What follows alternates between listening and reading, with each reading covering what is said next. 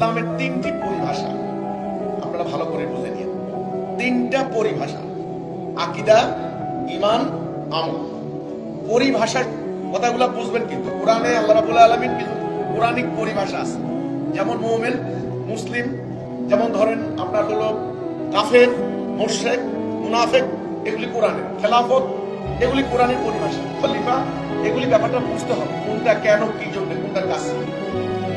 তিনটা পরিভাষা প্রথমে জেনে নিতে হবে, আকীদা, ঈমান, আমল।